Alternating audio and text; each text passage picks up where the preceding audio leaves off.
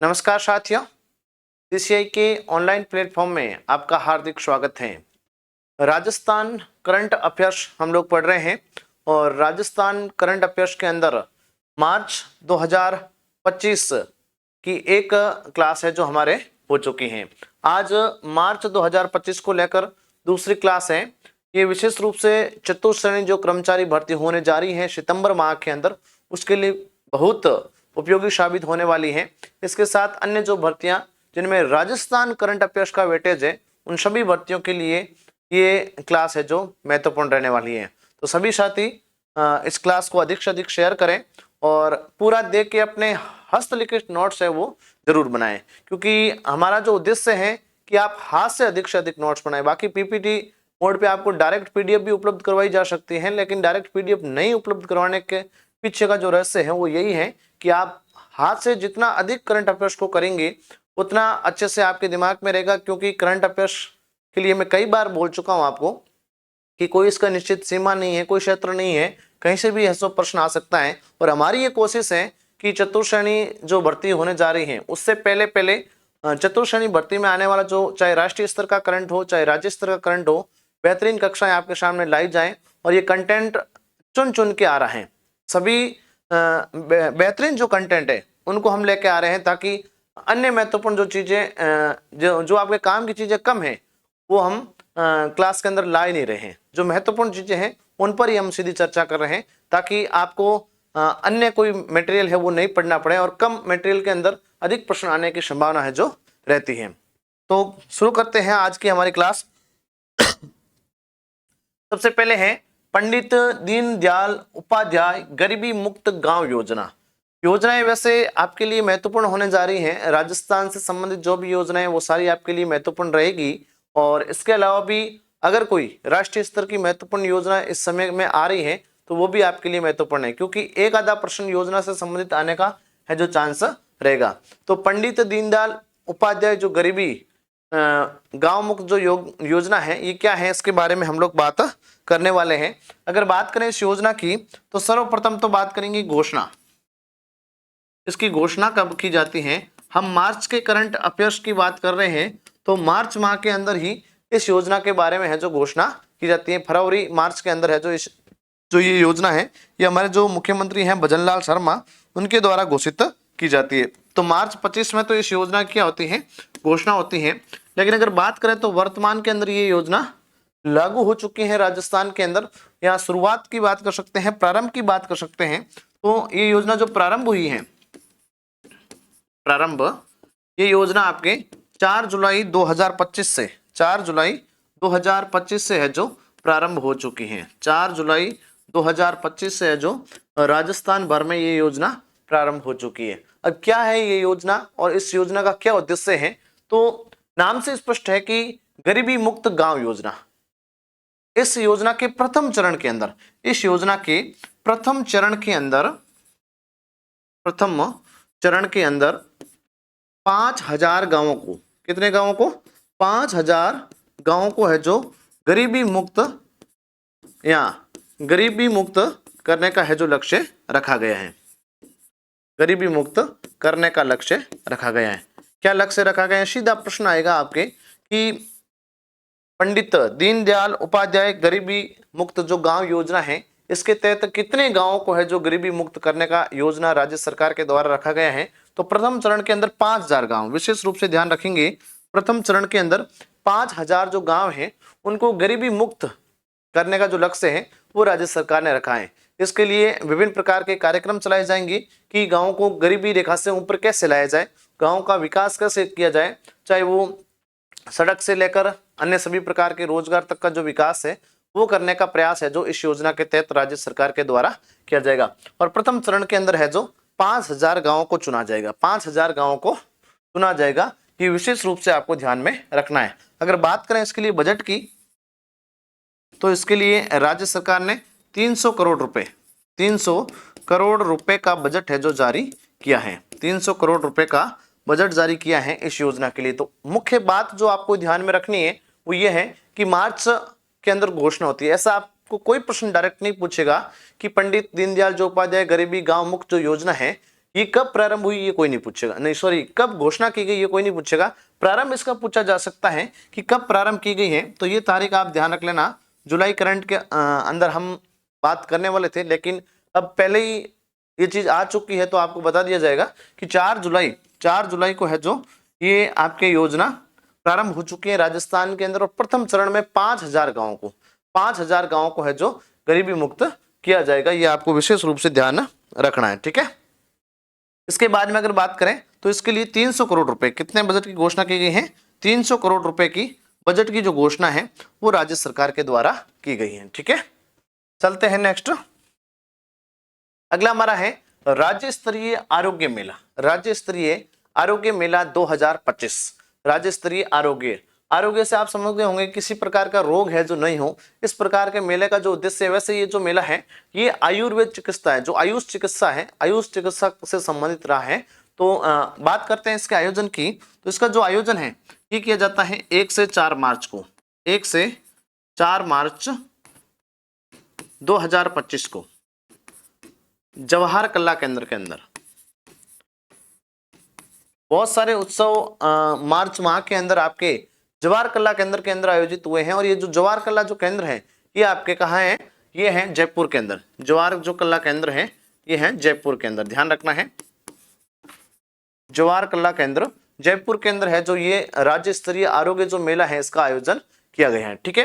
तो इस मेले की अगर बात करें तो इस मेले का जो आयोजन है वो 1 से 4 मार्च 2025 को किया गया है।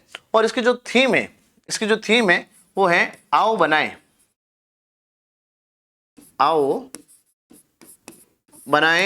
आरोग्य राजस्थान। आओ बनाए आरोग्य राजस्थान, ध्यान रखना है। हो सकता है कि थीम इसकी आपसे पूछ ली जाए कि इस आरोग्य जो उत्सव आयोजित हुआ है, आरोग्य जो मेला आयोजित हुआ है 2025 का 1 से 4 मार्च को जयपुर के जवाहर कला केंद्र के अंदर इस मेले का है जो आयोजन किया गया है। और इसकी जो थीम रखी गई है वो आओ बनाए आरोग्य राजस्थान। और किसके द्वारा आयोजित किया गया है, तो आयुष विभाग के द्वारा। आयोजनकर्ता कौन है, आयुष विभाग के द्वारा है जो इस मेले का आयोजन किया गया है। आयुष विभाग के द्वारा इस मेले का आयोजन किया गया है। अगर बात करें मुख्य अतिथि की, मुख्य अतिथि इस मेले के अंदर जो मुख्य अतिथि थे वो थे अपने उप मुख्यमंत्री प्रेमचंद बैरवा। मुख्य अतिथि की अगर बात करें तो हमारे राजस्थान के जो उप मुख्यमंत्री हैं प्रेमचंद बैरवा।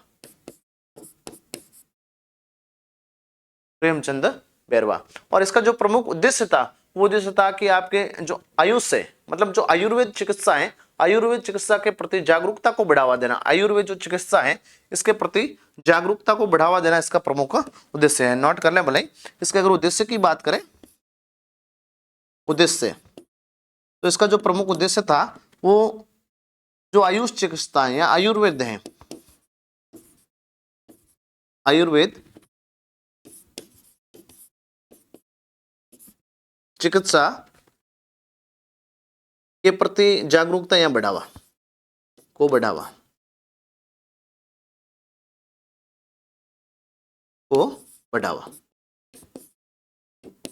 ये इसका प्रमुख उद्देश्य रखा गया है। ध्यान रखेंगे आप लोग, बहुत महत्वपूर्ण है, प्रश्न यहाँ से आ सकता है। सबसे पहले तो इसका आयोजन कब हुआ है वो ध्यान रखना है। तो इसका आयोजन आपके 1 से 4 मार्च 2025 को जवाहर कला केंद्र जयपुर के अंदर है जो इसका आयोजन किया जाता है। इसके अगर थीम की बात करें तो इसकी थीम है आओ बनाए आरोग्य राजस्थान। आओ बनाए आरोग्य राजस्थान, आओ मिलकर हम आरोग्य राजस्थान बनाए, किसी प्रकार का रोग नहीं हो, रोग मुक्त राजस्थान बनाए। ये इसका प्रमुख विषय था इस मेले का। और इसका आयोजनकर्ता जो है वो है आयुष विभाग और मुख्य अतिथि प्रेमचंद जी बैरवा रहे हैं। साथ में आयुर्वेद चिकित्सा को बढ़ावा देना या प्रोत्साहन के लिए है जो इस प्रकार के मेले का आयोजन है जो किया गया है। आयुष विभाग या आयुर्वेद जो है इसके प्रति अधिक से अधिक है जो जागरूकता बढ़ाने के लिए इस प्रकार के मेलों का आयोजन राज्य सरकार के द्वारा किया जाता है, ठीक है। नेक्स्ट है राजस्थान व तेलंगाना सरकार समझौता। राजस्थान और तेलंगाना सरकार के मध्य मार्च 2025 में एक समझौता होता है, उसके बारे में हम चर्चा करेंगे। और ये समझौता होता है राजस्थान राज्य जो विद्युत निगम है RUVNL है उसके और SSCL जो है तेलंगाना सरकार की कंपनी, इसके मध्य है जो ये समझौता होता है। ठीक है, ये मोस्टली आपको ध्यान रखना है। समझौते की अगर बात करें तो ये जो समझौता है ये होता है आपके 3 मार्च को, 3 मार्च 2025 को है जो ये समझौता होता है। सबसे पहले तो ये ध्यान रखना है कि ये समझौता 3 मार्च 2025 को होता है। किसके मध्य होता है? राजस्थान सरकार और तेलंगाना सरकार के मध्य। किसको लेकर है? तो ये जो समझौता है ये अक्षय ऊर्जा को बढ़ावा देने के लिए है। अक्षय जो ऊर्जा है, अक्षय ऊर्जा को बढ़ावा देने के लिए ये समझौता किया गया है, दोनों के मध्य समझौता किया गया है। अब इस समझौते के अंदर क्या क्या प्रावधान किए गए हैं? तो मुख्य प्रावधान आप देखिए, क्या प्रावधान किए गए हैं, क्या बातचीत हुई है, क्या इनके मध्य समझौता हुआ है। तो इसको लेकर हम लोग अगर बात करें तो सबसे महत्वपूर्ण तो बात यह है कि इसमें 1600 मेगावाट क्षमता का, 1600 मेगावाट क्षमता का सौर ऊर्जा संयंत्र है जो स्थापित किया जाएगा आपके तेलंगाना के अंदर। सौर ऊर्जा संयंत्र, सौर ऊर्जा संयंत्रों की स्थापना की जाएगी। ठीक है, एक तो ये ध्यान में रखना है इस समझौते के तहत 1600 मेगावाट का क्या किया जाएगा? सौर ऊर्जा संयंत्र स्थापित किया जाएगा तेलंगाना के अंदर। अब इस समझौते से राजस्थान को क्या फायदा है? तो ये जो 1600 मेगावाट का सौर ऊर्जा संयंत्र स्थापित हो रहा है, इसमें से 800 मेगावाट, कितनी? 800 मेगावाट है जो राजस्थान को विद्युत प्राप्त होगी, राजस्थान को विद्युत प्राप्त होगी, सौर ऊर्जा प्राप्त होगी। ये ध्यान रखना है। सबसे महत्वपूर्ण बात तो इसमें ये है, आपसे पूछा जा सकता है सीधा या तो कि समझौता कब हुआ है? तो 3 मार्च को हुआ है। किसको लेकर हुआ है? अक्षय ऊर्जा है, सौर ऊर्जा है, इसको बढ़ावा देने के लिए ये समझौता किया गया है। और इसके अंदर जो पहली शर्त है वो ये है कि ये दोनों मिलकर, ये राजस्थान का विभाग और जो तेलंगाना विभाग है, ये मिलकर क्या करेंगे? 1600 मेगावाट क्षमता का तेलंगाना के अंदर एक सौर ऊर्जा संयंत्र की स्थापना करेंगे। इस संयंत्र में 800 मेगावाट जो विद्युत प्राप्त होगी वो राजस्थान को होगी, और 800 मेगावाट जो विद्युत प्राप्त होगी वो तेलंगाना सरकार को होगी। इसके अलावा 1500 मेगावाट का आपके सोलर पार्क राजस्थान में स्थापित किया जाएगा। सोलर पार्क राजस्थान में स्थापित किया जाएगा, ये भी ध्यान रखना। साथ में हो सकता है इसकी विशेषता में कुछ भी प्रश्न आपसे किया जा सकता है कि 1500 मेगावाट का जो सोलर पार्क है ये राजस्थान में स्थापित किया जाएगा। ठीक है, ये बात भी आपको ध्यान रखनी है। 1500 मेगावाट का सोलर पार्क राजस्थान में स्थापित किया जाएगा। और राजस्थान का जो सबसे बड़ा सोलर पार्क है आपको ध्यान में होगा, बड़ला सोलर पार्क, वर्तमान के फलोदी जिले के अंदर है, साथ में ध्यान में कर लेना।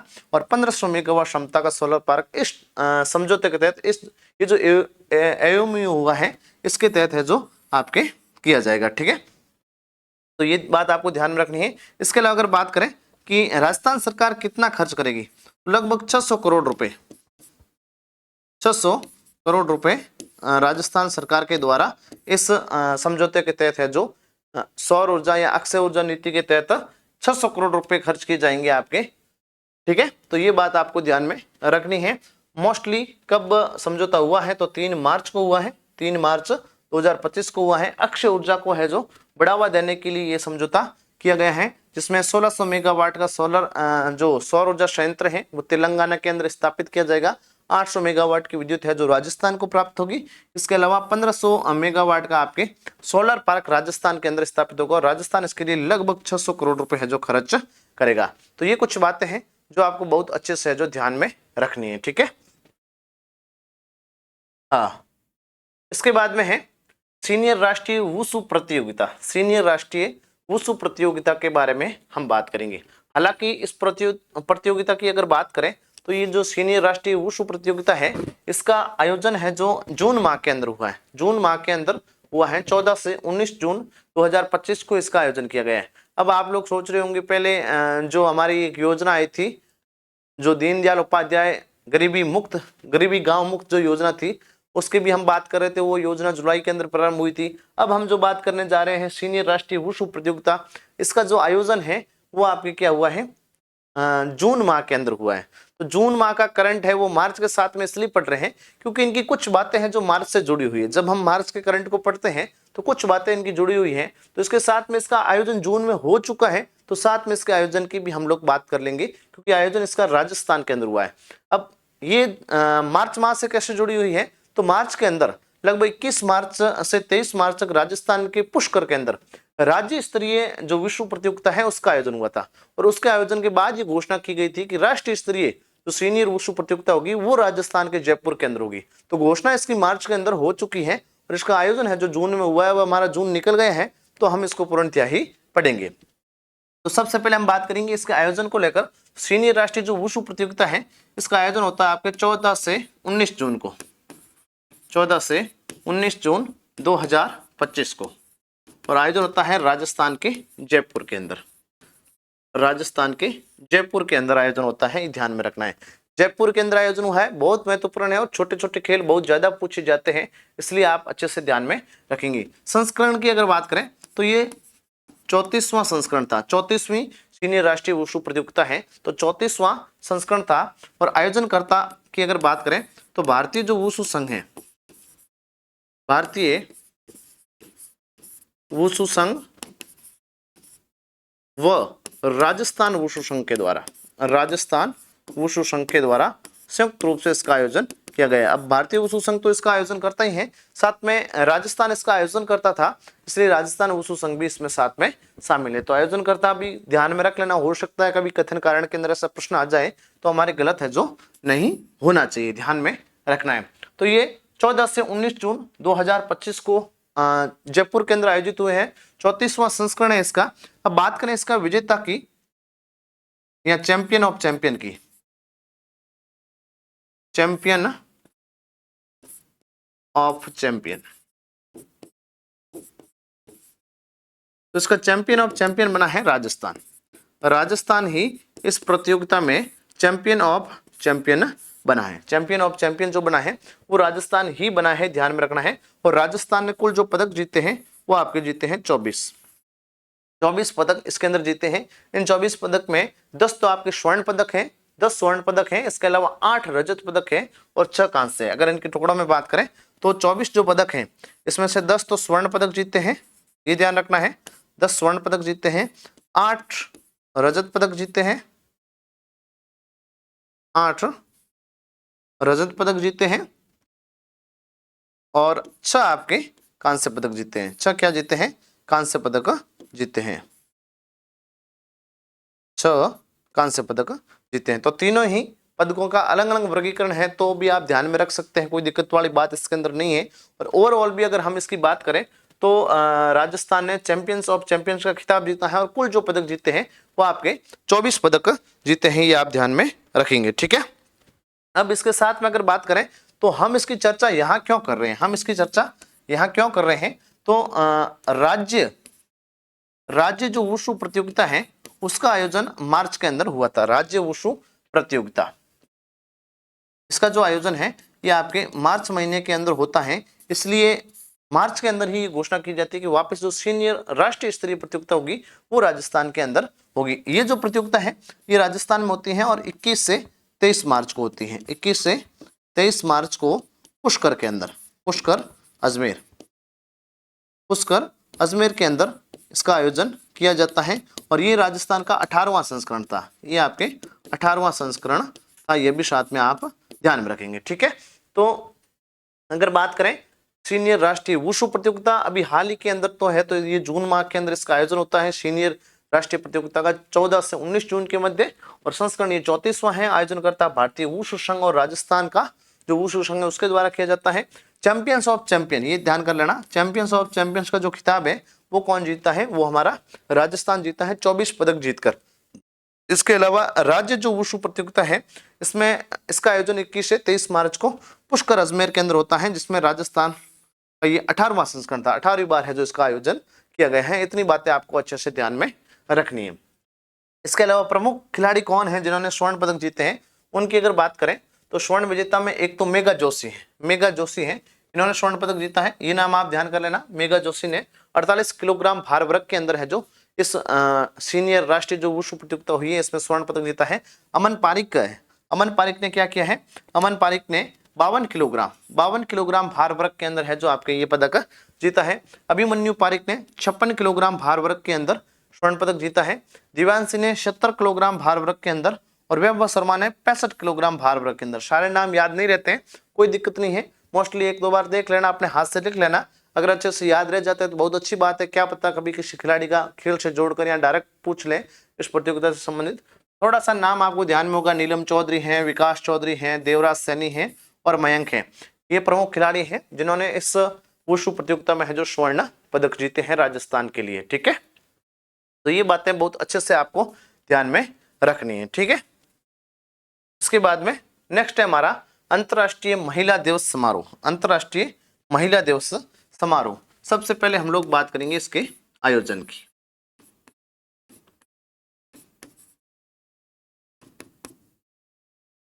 आयोजन, सबसे पहले हम लोग बात करेंगे इसके आयोजन को लेकर।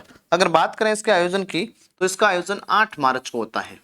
8 मार्च 2025 को जयपुर के अंदर, जयपुर के अंदर इसका आयोजन किया जाता है। लगभग ऐसे जो भी आयोजन है वो सारे के सारे जयपुर के अंदर हुए हैं, तो कोई दिक्कत वाली बात इसके अंदर रहने वाली नहीं है। 8 मार्च को आयोजित किया जाता है और 8 मार्च को आपको पता होगा अंतर्राष्ट्रीय महिला दिवस मनाया जाता है। 8 मार्च को अंतर्राष्ट्रीय महिला दिवस मनाया जाता है और इसी के ही उपलक्ष्य में 8 मार्च को अंतर्राष्ट्रीय महिला दिवस समारोह मनाया गया। ये तो एक सिंपल सी बात हो गई कि आपको अंतर्राष्ट्रीय महिला दिवस समारोह की अगर तारीख पूछेंगे तो आप भूलेंगे नहीं, क्योंकि आपको पता है कि महिला दिवस कब मनाया जाता है, उसी दिन तो ये समारोह आयोजित हुआ है। अगर बात इसमें कुछ विशेष बात करें तो एक पुरस्कार दिया गया था इसमें, पन्नाधाय, पन्नाधाय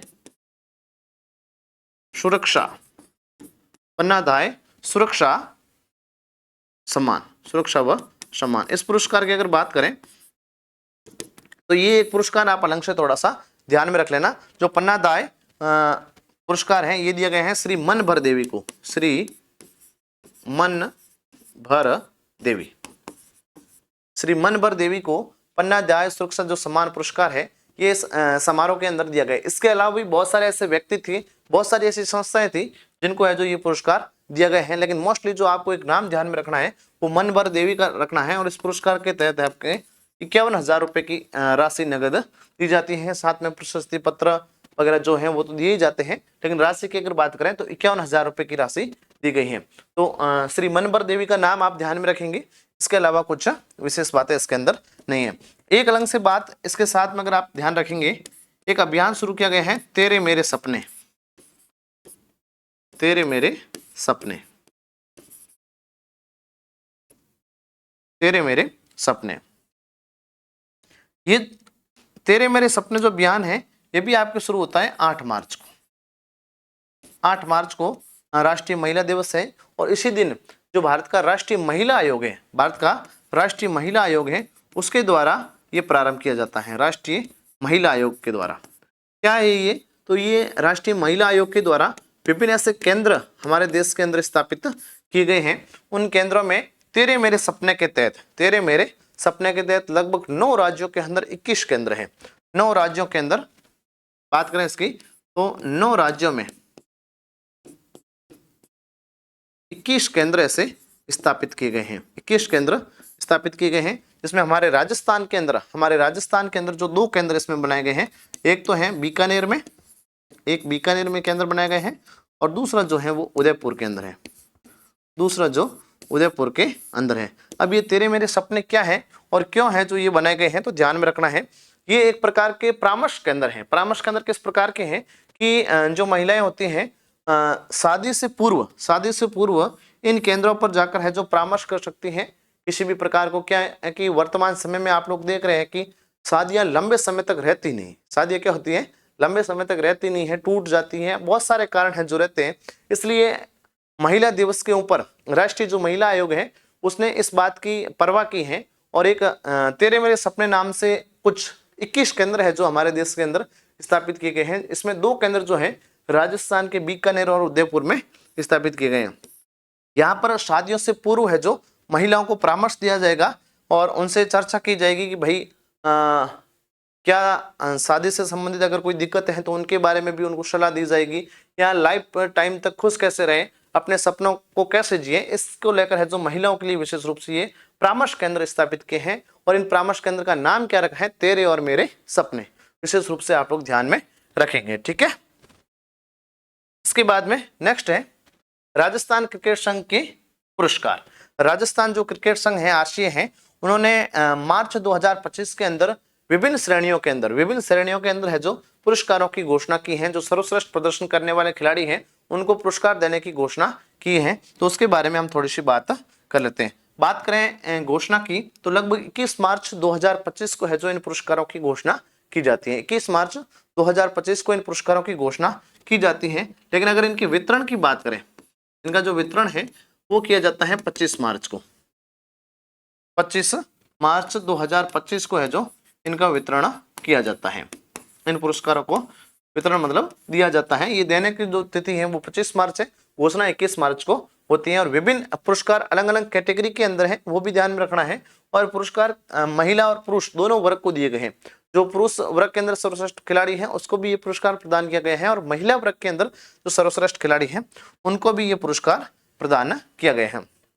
तो ये आपको ध्यान रखना है। एक तो है हनुमत सिंह, ये हनुमत सिंह नहीं है, हनुमंत सिंह अवार्ड, ध्यान रख लेना, ये नहीं है, हनुमंत सिंह, हनुमंत सिंह अवार्ड। हनुमंत सिंह अवार्ड की अगर बात करें तो ये महिपाल लोमरोड या महिपाल जो लोमरोड है खिलाड़ी, राजस्थान के प्रमुख पुरुष क्रिकेटर हैं सीनियर वर्ग के अंदर, इनको ये पुरस्कार दिया गया है। बेहतरीन खिलाड़ी हैं और आपने आईपीएल के अंदर भी इनको देखा होगा। बाकी राजस्थान के रणजी के अंदर भी बेहतरीन प्रदर्शन राजस्थान टीम की और ये करते हैं, और सीनियर वर्ग के अंदर इनको ये प्रमुख पुरस्कार दिया गया है। हनुमंत सिंह जो अवार्ड है वो इनको प्रदान किया गया है। और यही पुरस्कार महिला वर्ग में सुमन मीणा को दिया गया है, महिला वर्ग में सुमन मीणा को दिया गया है। सलीम दुर्रानी अवार्ड, सलीम दुर्रानी अवार्ड ध्यान रखेंगे, ये दिया गया है मोहित चंगारा को, मोहित चंगारा को दिया गया है, ध्यान रखेंगे। और उषा परेरिया को महिला वर्ग के अंदर, मोहित को पुरुष वर्ग के अंदर, महिला वर्ग के अंदर उषा परेरिया को दिया गया है। इसके अलावा आपके हैं लक्ष्मण सिंह अवार्ड यथार्थ भारद्वाज को दिया गया है, और यहाँ धृति माथुर को दिया गया है। बीच में एक और किशन रूंगटा जो अवार्ड है ये आपके जतिन सैनी को दिया गया है, और यहाँ मैना सियोल को दिया गया है। ये नाम आपने पहले सुने होंगे, पिछली क्लास के अंदर भी हमने चर्चा की थी धृति माथुर और मैना सियोल की। इनको क्या है, सुंदरकांति जो जोशी अवार्ड है वो पुरस्कार भी विशेष रूप से महिलाओं को ही ये पुरस्कार प्रदान किया जाता है। वो पुरस्कार, उसके बारे में भी हमने चर्चा की थी पिछली क्लास के अंदर।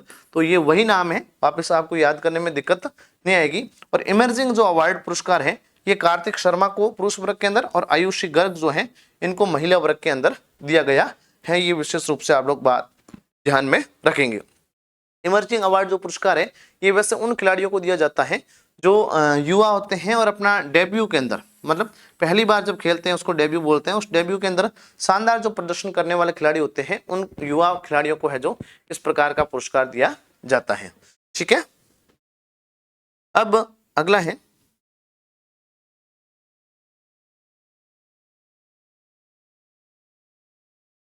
इसके बाद में है फेडरेशन कम नहीं है, ये कप है। मानवीय त्रुटि रह जाती है कहीं न कहीं, लेकिन आप इसको सुधार लें। फेडरेशन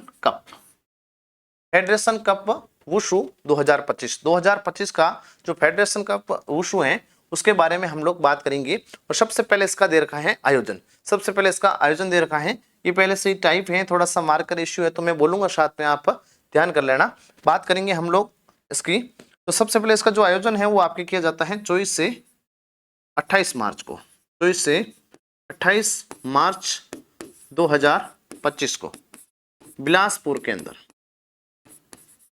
बिलासपुर है आपके छत्तीसगढ़ में, बिलासपुर छत्तीसगढ़ के अंदर है जो इसका आयोजन किया जाता है। सबसे पहले तो आप ये बात ध्यान में रखेंगे, इसका जो आयोजन है वो 24 से 28 मार्च 2025 को बिलासपुर छत्तीसगढ़ के अंदर किया जाता है।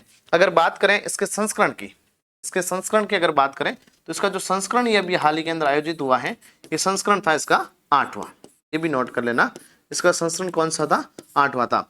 बात अगर राजस्थान की करें तो राजस्थान ने इसके अंदर कुल 5 स्वर्ण पदक जीते हैं। इस कप के अंदर राजस्थान ने 5 का जीते हैं, स्वर्ण पदक जीते हैं। ये मोस्टली आप अलग से ध्यान में रखेंगे। राजस्थान इसमें क्या जीते हैं, 5 स्वर्ण पदक जीते हैं और कुल 5 स्वर्ण पदक सहित कुल जो पदक राजस्थान ने जीते हैं वो जीते हैं आपके 21। कुल पदक कितने जीते हैं, 21। अब जो बातें आपके लिए काम की है उसमें एक ये ध्यान में रखना है, राजस्थान से संबंधित फेडरेशन वुशु कप जो है इसका जो आयोजन है वो किया जाता है आपके 24 से 28 मार्च 2025 को बिलासपुर के अंदर। और बात इसके संस्करण की करें तो इसका संस्करण था आपके 8वां। राजस्थान की बात करें तो राजस्थान ने कुल 21 पदक जीते हैं, जिनमें से आपके 5 स्वर्ण पदक जीते हैं। स्वर्ण विजेता कौन कौन है, तो एक तो है विजय भारद्वाज, एक तो विजय भारद्वाज, ये नाम ध्यान रखना है। दूसरे हैं लोकेश पूनिया, लोकेश पूनिया 2 नंबर पर, ये नाम ध्यान रखना है। 3 नंबर नीलम चौधरी। अभी पीछे अगर आपने ध्यान दिया हो तो नीलम चौधरी का नाम शायद हमने पहले और पढ़ा है स्वर्ण विजेता के अंदर। तो ये कुछ नाम है जो बार बार आ रहे हैं, इनका आप विशेष रूप से ध्यान रखेंगे।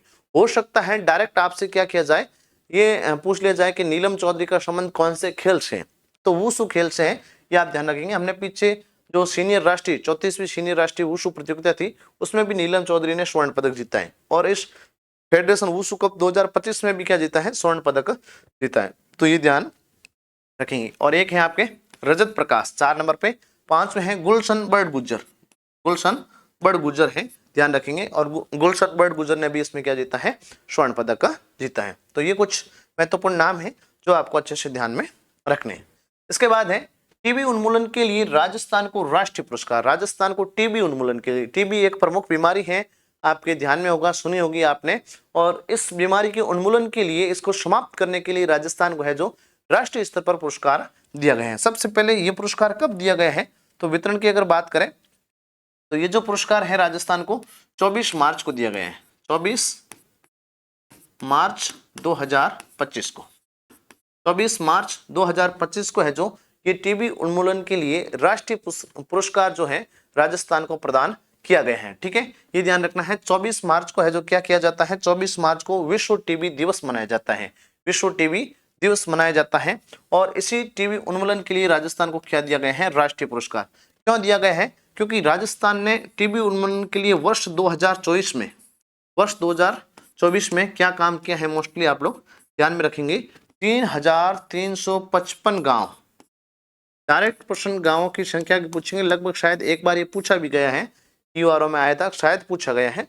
और 3355 गांव को क्या किया है, टीबी मुक्त घोषित किया है। बहुत अधिक गांव है जो राजस्थान के अंदर टीबी मुक्त घोषित हुए हैं वर्ष 2024 के अंदर। 23 में तो कुछ नहीं थे, 500 प्लस कुछ गांव थे जो राजस्थान में क्या हुए, टीबी मुक्त हुए हैं। लेकिन 2024 के अंदर ये अभियान बहुत तेज गति से है जो राजस्थान के अंदर चलाया गया, और इस अभियान के अंदर राजस्थान में 3000 से अधिक 3355 गांवों को क्या किया जाता है, टीबी मुक्त है जो किया घोषित किया गया है। ठीक है, और जो केंद्रीय स्वास्थ्य परिवार कल्याण मंत्रालय है उसके द्वारा नई दिल्ली में है जो ये समारोह आयोजित हुआ है, और उसके अंदर ही ये पुरस्कार दिया है। केंद्रीय जो स्वास्थ्य परिवार कल्याण मंत्रालय है, स्वास्थ्य परिवार कल्याण मंत्रालय,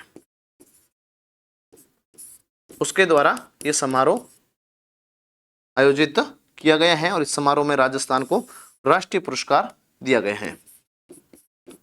ठीक है, ध्यान रखना है, कहाँ दिया गया है, तो नई दिल्ली में, नई दिल्ली के अंदर। मोस्टली आपको ध्यान में इसमें जो रखना है, एक तो कब दिया गया है, 24 मार्च को दिया गया है, किस लिए दिया गया है, तो टीबी उन्मूलन के लिए। और क्या कार्य राजस्थान ने किया है, तो राजस्थान ने 2024 में 3000 से अधिक गांव, 3355 गांवों को क्या किया है, टीबी मुक्त घोषित किया है।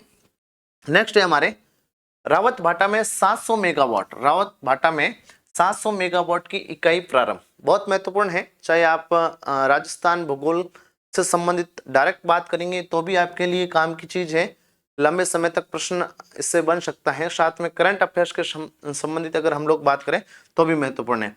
करंट अफेयर्स से संबंधित इसलिए महत्वपूर्ण है क्योंकि ये जो इकाई है ये आपके प्रारंभ होती है 17 मार्च को, 17 मार्च 2025 को है जो ये इस इकाई से उत्पादन है जो प्रारंभ होता है।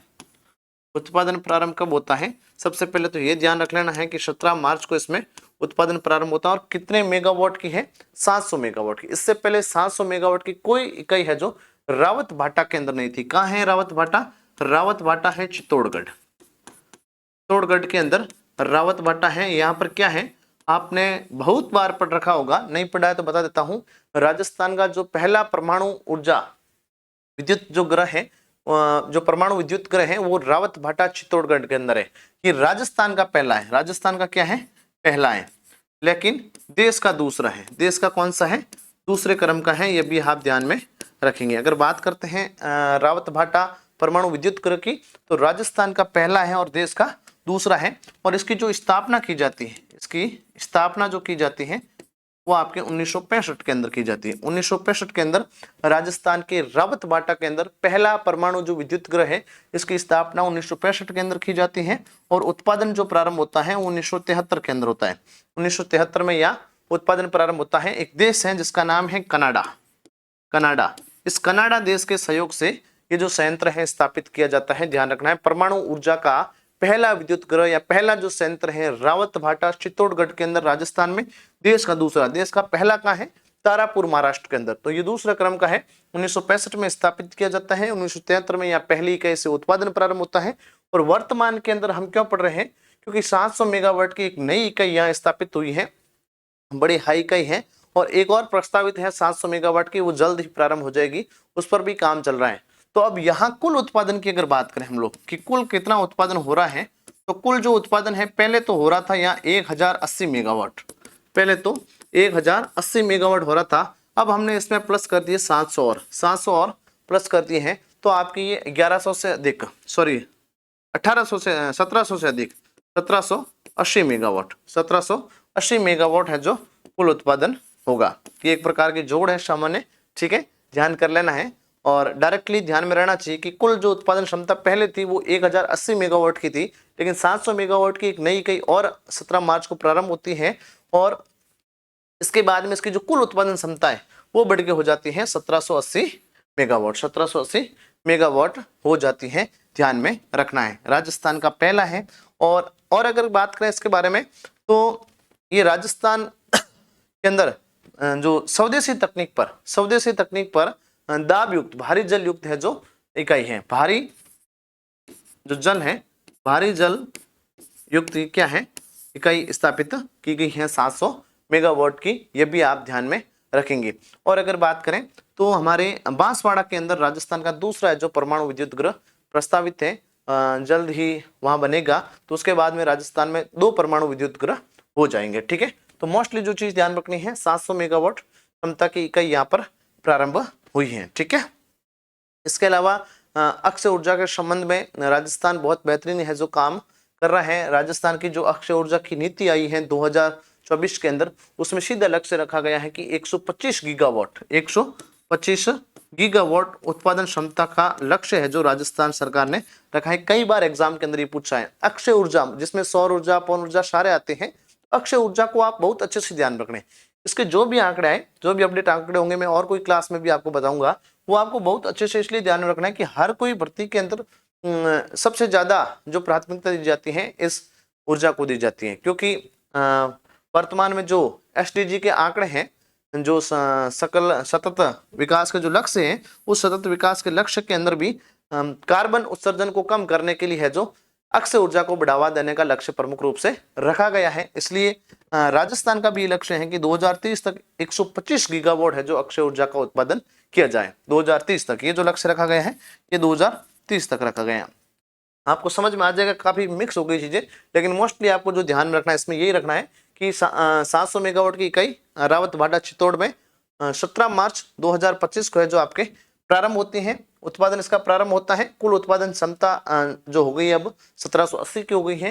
राजस्थान का ये पहला है और देश का दूसरा है, ये भी आप साथ में ध्यान रखेंगे। 1965 के अंदर है जो इसकी स्थापना की जाती है, ठीक है।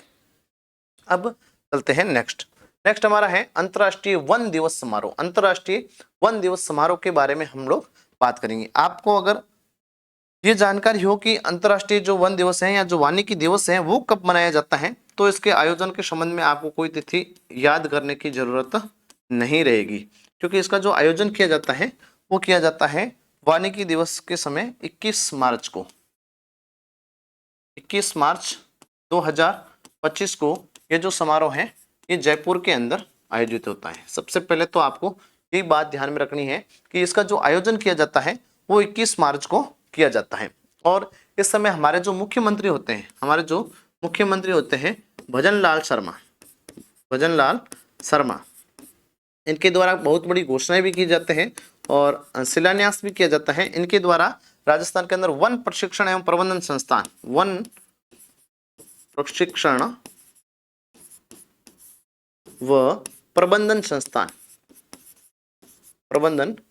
संस्थान का शिलान्यास किया जाता है। सबसे पहले तो ये ध्यान में रखना है कि इसका आयोजन 21 मार्च को जयपुर के अंदर होता है और इस समय जो हमारे मुख्यमंत्री हैं उनके द्वारा क्या किया जाता है, वन प्रशिक्षण एवं प्रबंधन संस्थान की है जो स्थापना की जाती है। और इसी दिन घोषणा की जाती है कि जो मातृ वन है इनकी स्थापना की जाएगी, मातृ वन की स्थापना की जाएगी। एक तो ये घोषणा की जाती है कि राजस्थान में मात्र जो वन है इनकी स्थापना की जाएगी। साथ ही में राजस्थान में प्रथम बार कृषि वानिकी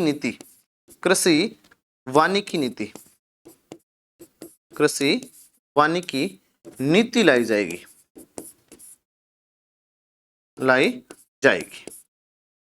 ये भी ध्यान में रखना है, कृषि वानिकी नीति भी राज्य सरकार है जो लेकर आएगी। ये जो अंतर्राष्ट्रीय वन महोत्सव या वन दिवस जो समारोह आयोजित हो रहा है जयपुर के अंदर हुआ जो है 21 मार्च को, इस समारोह के अंदर हमारे राजस्थान के जो मुख्यमंत्री हैं उनके द्वारा ही ये विभिन्न प्रकार की है जो घोषणाएं की गई हैं, ठीक है।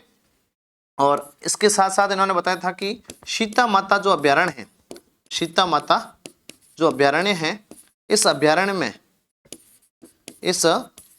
में इको टूरिज्म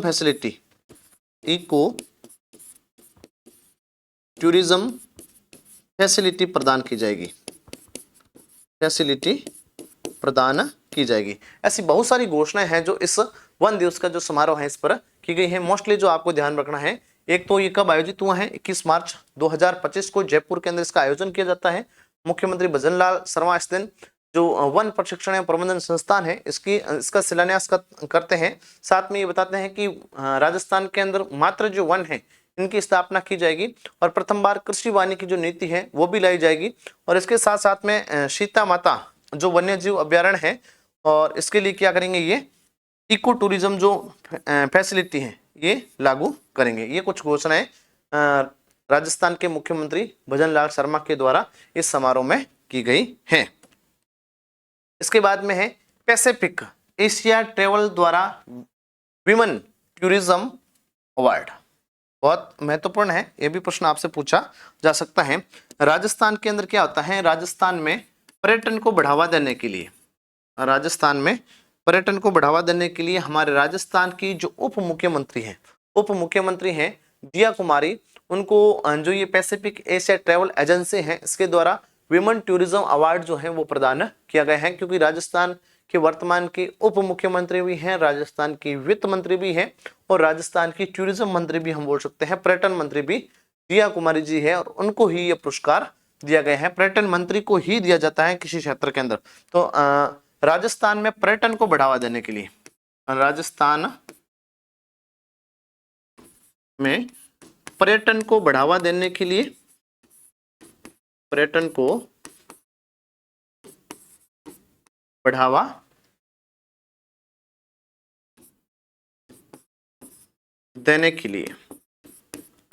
राजस्थान में पर्यटन को बढ़ावा देने के लिए जो उप मुख्यमंत्री दिया कुमारी जी हैं, उप मुख्यमंत्री दिया कुमारी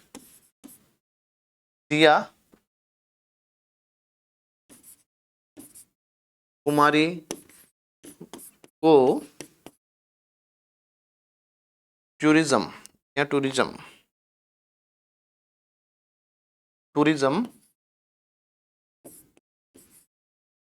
award of the year award ऐसे लिखते हैं तो भी चलेगा, tourism of the year award से सम्मानित किया गया। तो ये एक वन लाइनर ही है, थोड़ा सा आप इसको देख सकते हैं। डायरेक्ट अगर प्रश्न वन लाइनर आ जाए तो हमारे गलत नहीं होना चाहिए, इसलिए ध्यान रखना है कि मार्च 2025 के अंदर है जो ये पैसिफिक एशिया ट्रेवल एक एजेंसी है उसके द्वारा एक सर्वे किया जाता है। उस सर्वे के द्वारा ही इस एजेंसी ने है जो क्या किया है, राजस्थान के जो पर्यटन मंत्री हैं दिया कुमारी जी हैं, उप मुख्यमंत्री जी हैं, राजस्थान के अंदर पर्यटन को बढ़ावा देने के लिए ये काम कर रहे हैं। इसके लिए उनको ये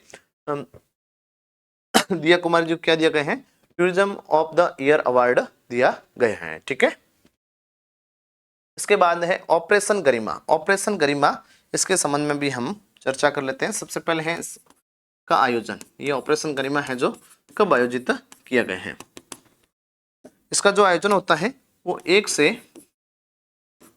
15 मार्च 2025 को जयपुर में, जयपुर वैसे जो पुलिस कमिश्नर हैं उनके द्वारा ही यह अभियान प्रारंभ किया गया है, तो इसलिए ध्यान रखना है 1 से 15 मार्च को। अगर पूछ लें 1 से 15 मार्च को है जो ये जो ऑपरेशन गरिमा है ये प्रारंभ चलता है। और इस ऑपरेशन गरिमा जो कहाँ चलता है, जयपुर के अंदर। और जयपुर के जो पुलिस कमिश्नर हैं, जयपुर पुलिस कमिश्नर, पुलिस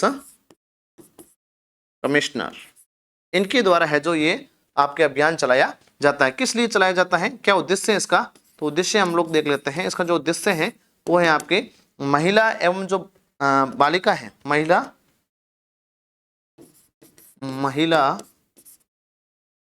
व बालिकाओं को आत्मरक्षा या के आत्मरक्षा के लिए या आत्मरक्षा को बढ़ावा देने के लिए, आत्मरक्षा को बढ़ावा देने के लिए।